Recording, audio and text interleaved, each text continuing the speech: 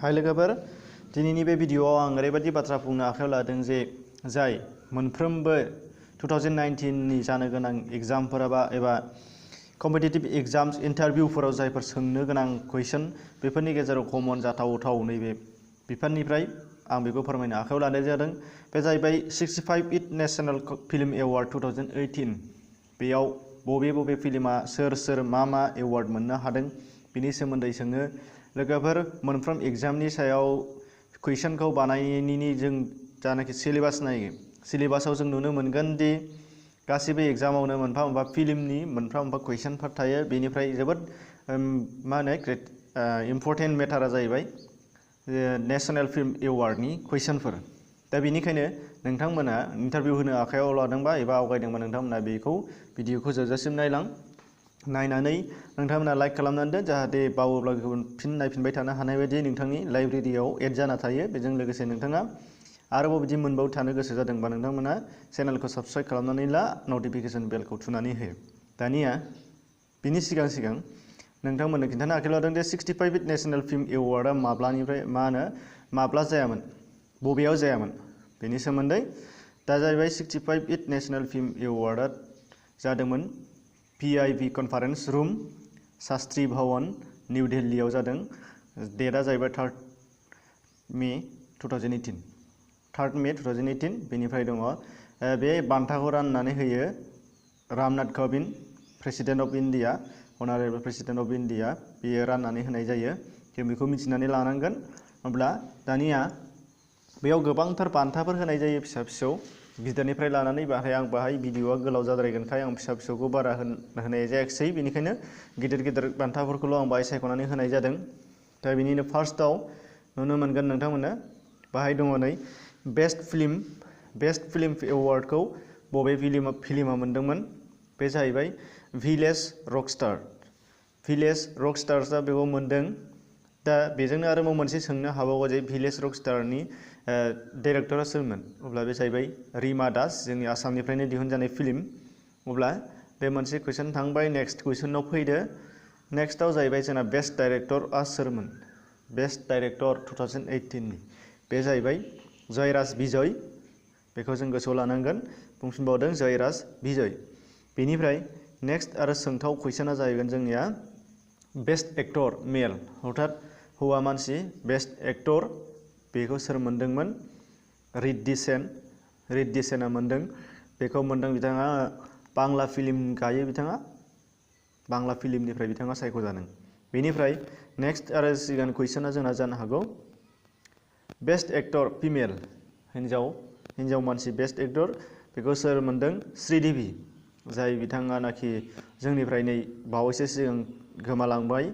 श्रीदेबी बिथाङा बे बान्थाखौ मोननो हादोंमोन। दानिया नेक्स्ट आरो कुइसना जाहैबाय जोंनिया बेस्ट सापर्टिं एक्टर मेल, बेस्ट सापर्टिं एक्टराव सोरखौ सायख'नाय जादोंमोन हौवायाव। बे जाहैबाय फाहेद फाजिलआ बेखौ मोननाय जादों। बेनिफ्राय आरो मोनसे कुइसना जाहैगोन जोंनिया सिगांनिया ओरैबो लादो बेस्ट सापर्टिं एक्टर फिमेल हिन्जाव मानसि, बेयो जाहैबाय दीपा दत्त, बेखौबो जों गोसोआव लानांगोन सापर्टिं एक्टर हिसाबै। बेनिफ्राय आरोबाव जोंनाव फैबावनो हागौ बेस्ट हिन्दी फिल्मनि गेजेराव बबेया साबसिन मोनदों। बेखौ जोङो निउटन हिसाबै बेहाय सायख'जानाय जादों। निउटन, बेखौ गोसोआव लानांगोन। बेनिफ्राय आरो नोंथांमोना आरोबाव कुइसन फैबावनो हागौ ओरैजाय बेस्ट नन फेचार फिल्माव बबे सिनेमाया साबसिन जादों। बे जाहैबाय वाटार बेबी, बेखौ गोसोआव लानांगोन। बेनिफ्राय नेक्स्ट कुइसना जाहैबाय नै बेस्ट एनिमेसन फिल्म बानायनाय जिउ गैयै, एनिमेसन माने जिउ गैयैखौ जिउ गोनां खालामनानै बानायनाय एबा कार्टुनानो जाहैबाय एनिमेसननि फिल्म। बे जाहैबाय माबे दा फिश कारि एन्ड टक्रि, बेखौ बे मोननाय जादों बेस्ट एनिमेसन फिल्म एवार्डखौ। बेनिफ्राय आरो जोंनाव कुइसन खालामजाबावनो हागौ जे बेस्ट शर्ट फिल्म, सुंथाब 5 मिनिट, 5 मिनिट्स, 6 मिनिट, 10 मिनिट्स, बेबायदि बा हाफ एन आवार, बेफोरबायदि गोबां शर्ट फिल्म बानायो मोनफा फिसा काहानिखौ लानानै। बिनि सायावबो नेशनेल फिल्म एवार्डआ बान्था होयो। बेयाव बेस्ट शर्ट फिल्म हिसाबै मोनदोंमोन मायेट, मायेट बेखौ गोसोआव लानांगोन। बेनिफ्राय नेक्स्ट कुइसना जाहैबाय बेस्ट मिउजिक डाइरेक्टरा सोर? बेस्ट मिउजिक डाइरेक्टरा जाहैबाय बेयो नोंथांमोना बयबो सिनायखायो, सिगांनिफ्रायनो बिथाङा गोबां बान्थाफोर मोनबाय। बे जाहैबाय ए.आर. रहमान। ए.आर. रहमान जाय आथिखालाव सिक्किमनि एम्बासादर जानानै दङ। सिक्किम हादोरसानि भारत सरकारजों एम्बासादर जानानै दङ बे ए.आर. रहमान, बेखौबो गोसोआव लानांगोन। बेनिफ्राय नेक्स्ट कुइसना जानो हागौ जोंना बेस्ट एक्सन डाइरेक्टरा सोर? बेस्ट एक्सन डाइरेक्टर बे जाहैबाय एस.एस.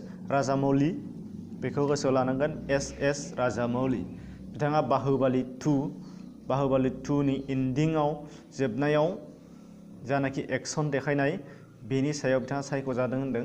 नोंथांमोना डिटेलाव नायबा नुनो मोनगौमोन। बे दानिया नेक्स्टआव कुइसन जानो हागौ जोंनिया best child artist. Best child आर्टिस्टखौ सोर मोननो हादोंमोन?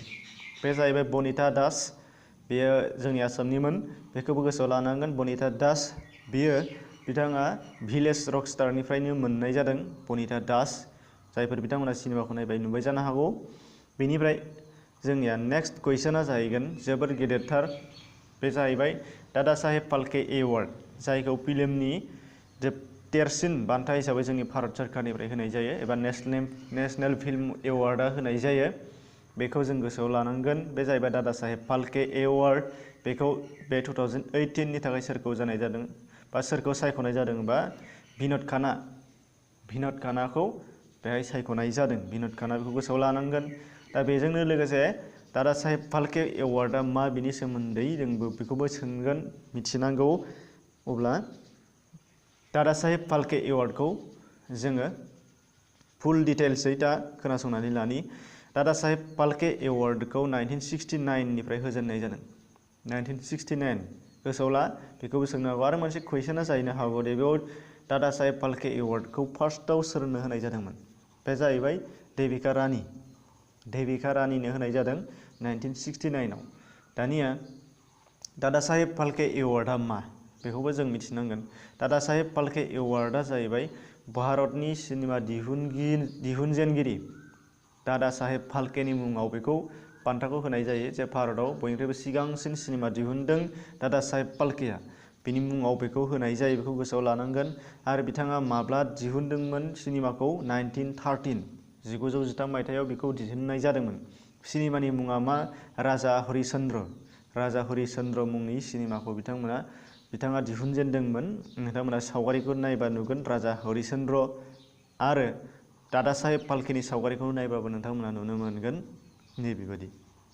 दानिया अब्ला बे दादा साहेब फाल्के एवार्डआव गासै 10 लाख रांजों लोगोसे मोनसे गल्डेन लटासजों बानायनाय टेम्पोल माने बान्था बेखौ होनाय जायो। बेखौबो जों मिथिनानै लानांगोन। दादा साहेब फाल्केआव माबे बिबारनि नेरसोन थायो होनबा बेखौनो गल्डेन लटास, आरो बेसेबां रां बान्था होफानाय जायो होनबा 10 लाख रां बान्था होफानाय जायो। अब्ला बयनिफ्रायबो देरसिन फिल्म एवार्डआ भारतआव माबे, बेखौबो सोंनो हागौ। अब्ला बे जाय दादा साहेब फाल्के। अब्ला नोंथांमोना मिथिबाय जानो हागौ जे दिनै जाय माबे फिल्मनि सायाव जोंहा मा होयो, एबा मिथिखायोमोनब्लाबो दिनै डिटेल नायबाय जानांगौ। दा बेनियाव जोबनायाव आं मोनसे सोंथि सोंदों नोंथांमोननो, बर'नि गिबिसिन सिनेमा आलायारन, बे आलायारनखौ माब्ला दिहुननाय जादोंमोन? नोंथांमोना कमेन्ट बक्सआव फोरमायहर। नोंथांमोननि बे एन्सार होनांगौनि आं गासिबो गोबां एन्सार होबाय, नाथाय नोंथांमोनहा एन्सार हराखै।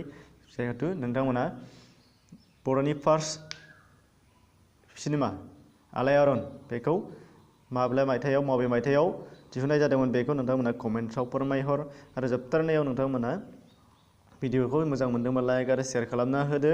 बेनो आंनि गोजोननाय आरो थुलुंगानाय मोनगोन। अब्ला लोगोफोर गोजोन्थों।